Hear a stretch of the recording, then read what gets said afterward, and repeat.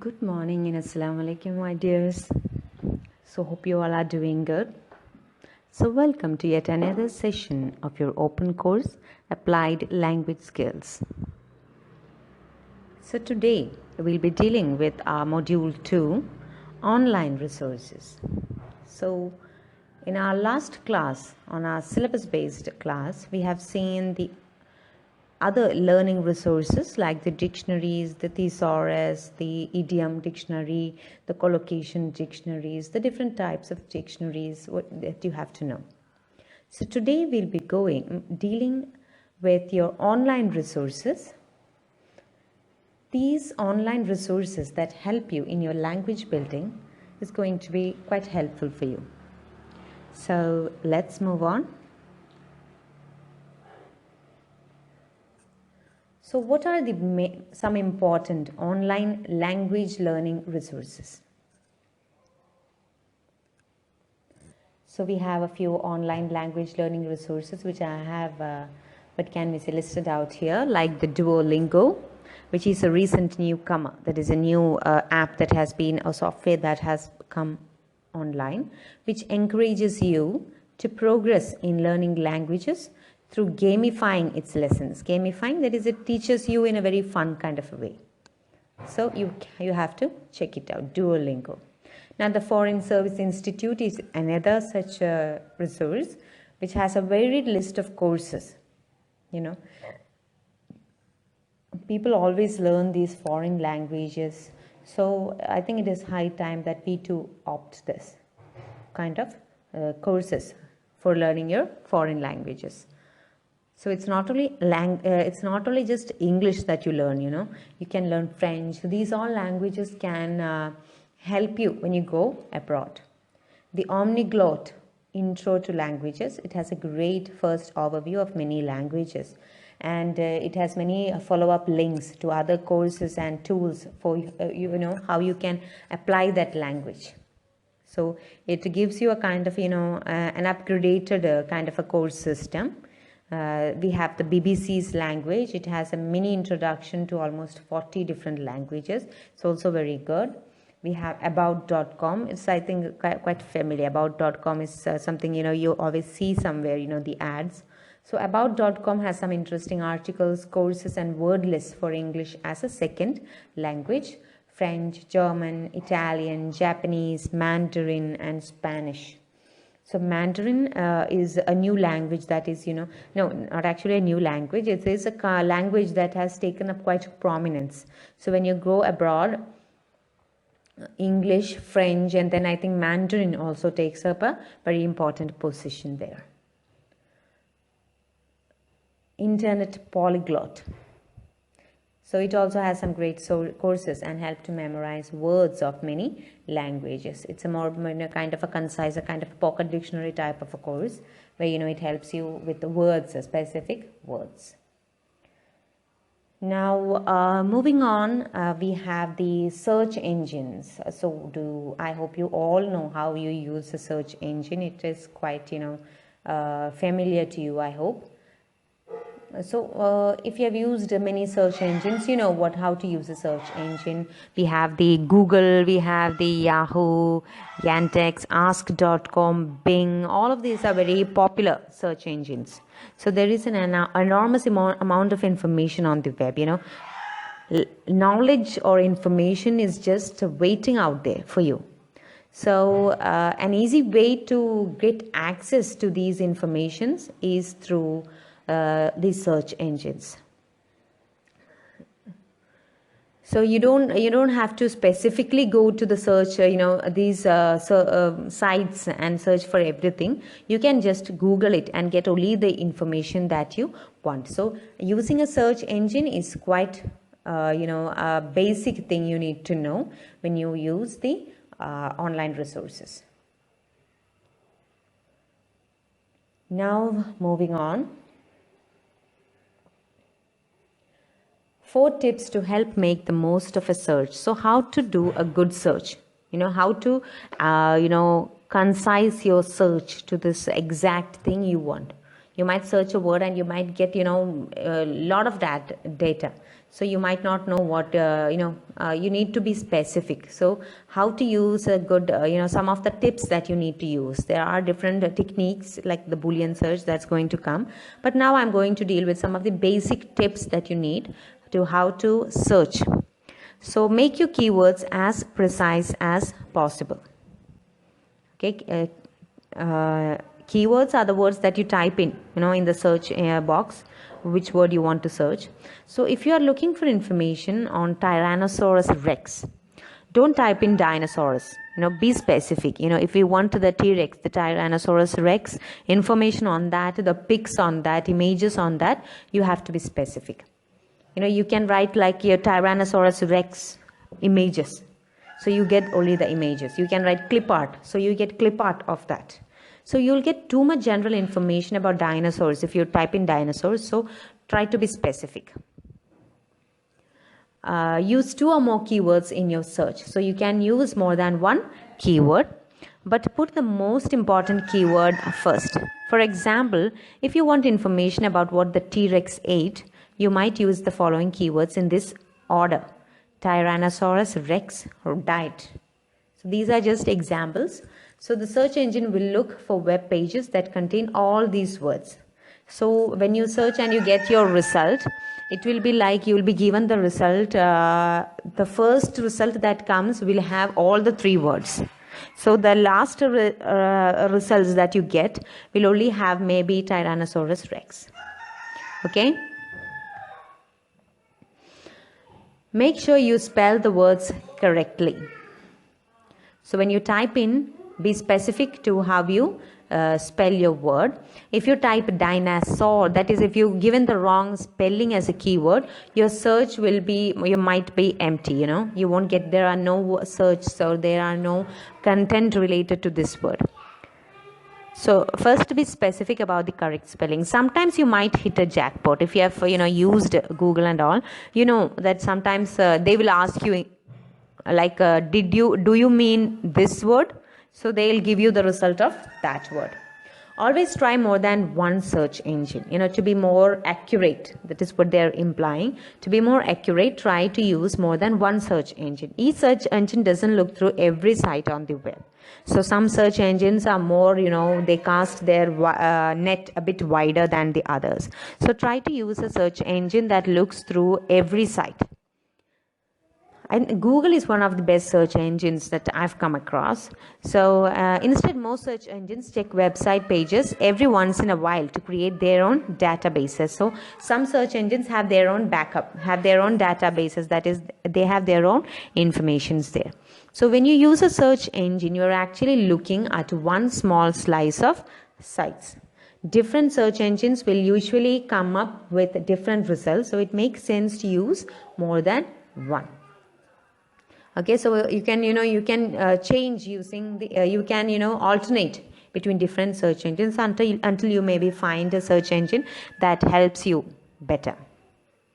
Okay, so that is how some of the tips of using these search engines. Now, moving on.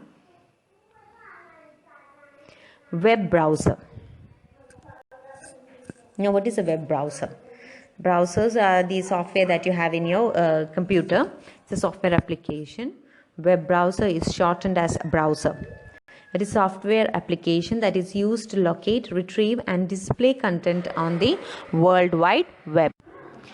So the World Wide Web, including web pages, images, video, and other files. As a client or server model, the browser is the client here, and the the browser is the client that runs on a computer that contacts the web server and requests information. So the web server sends this information back to the web browser. So when the browser actually is like an intermediary that stays between you and the World Wide Web. So the browser contacts the server, that is the web server, that is the whole kind of internet sambam. So that whole web server, and it requests information what we inquire through the web browser. So the web server sends the information back to the web browser, which displays the results on the computer or other internet-enabled device that supports a browser. So Google Chrome, Mozilla Firefox, Opera, UC browser, these are all some examples of some important web browsers. So I've given there Mozilla, Google Chrome, Internet Explorer, Safari, Opera. So these are some of the important web browsers that we see today. Now moving on to Boolean search. Now what is a Boolean search?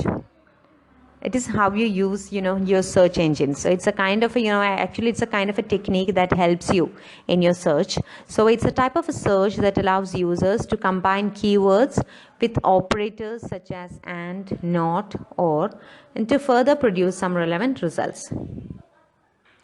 That is, for example, a Boolean search, you are going to a new country, or you are going to Singapore, and you are searching for a place that will, provide you hot Indian paratha.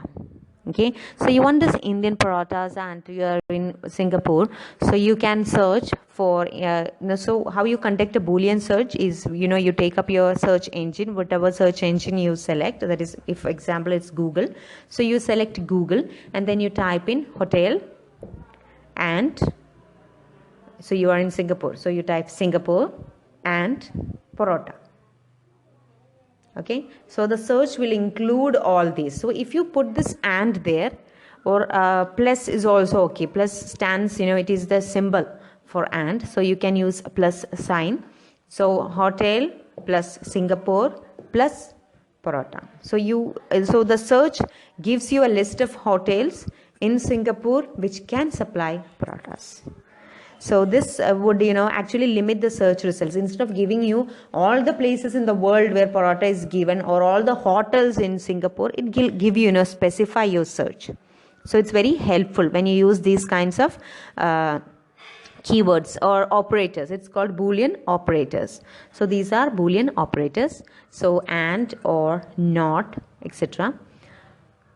The name of the man who invented this system is George Boole, B-O-O-L-E. That is the word, and that is how the name Boolean comes for the search.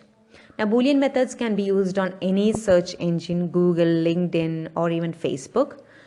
And then Boolean is a term that is used to define the process of combining keywords with words called operators. So you combine these words using operators. So these are called Boolean operators. This and, or, all these, and not, using inverted commas, using a parenthesis, all these are important Boolean operators. These operators tell the search engine how to use the keywords in the search.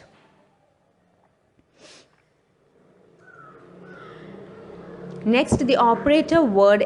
So some of the examples of the operator word or the Boolean operators are and, not, or. We also have the inverted commas. We also have the, what can we say, the parenthesis, that is the brackets you find. Here also I have given a definition for what a CD-ROM is. A CD-ROM is a pre-pressed optical compact disc which contains the data. The name is an acronym which stands for compact disc read-only memory. That is, read-only memory becomes ROM. Compact disc is what we know, the full form of CD, CD-ROM or CD. So it's an acronym. Now in the next slide I've given some top Boolean operators that you use. And we have or, we have not, we have the quotation marks, you have the parenthesis, that is the basic brackets, and we also have the asterisks.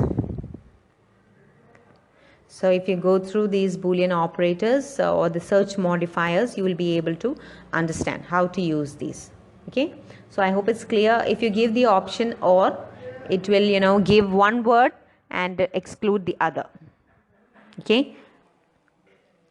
And if you give not, that is, if you're searching for communication, but you don't, whenever you type communication, what you get is the process of communication. So you don't want the process of communication, you need other information about communication. So you can type in your Google search box, communication not process. So that is how you use not. Quotation marks is how you use, you give the quotation marks and the words, you can give it to give phrases like Boolean operators. So whenever the word comes together, Boolean operators, the phrase comes together in the quotation marks. So that kind of search will be displayed in your screen. So you won't be given Boolean separate and operator separate. So the two words come together. So these two words need to come together. So you can give it in quotation marks. Parenthesis is also another example where you use more than one Boolean operator. Asterisk is kind of a fill in the blank, kind of a wild card. It's given there. So you want to search for CEO. So it can be either CEO, CTO, CFO. So you want to get all the names. So you can write C star asterisk. Oh. Now next, moving on to our final slide is the CALL, Computer Assisted Language Learning. That is it's also CALL is also an acronym. You have to note the acronym there. Now it stands for Computer Assisted Language Learning. Now, what is a computer-assisted language learning? It is defined as the search for and study of applications of the computer in language teaching and learning. CALL embraces a wide range of information and communication technology applications and approaches to teaching and learning foreign languages. So it has a wide range of information and communications based on this teaching and learning foreign languages, from the traditional drill and practice program that characterized CALL in the 1960s and 70s to more recent manifestations. So in the earlier period, that is in the 1960s and 70s of many years back, it was the practice type, drill and practice type of system you had for language learning. But more recent manifestation of CALL, that is the new versions of CALL, are used in virtual learning environment and web-based distance learning. It also extends to the use of corpora and concordances, interactive whiteboards, computer-mediated communication, language learning in virtual worlds, mobile-assisted language learning. Mobile-assisted language learning is also quite popular now. It's called MALL, M-A-L-L. So these are some of the important facts you have to, the basics you have to note about online language learning resources. So I hope it was a fruitful session.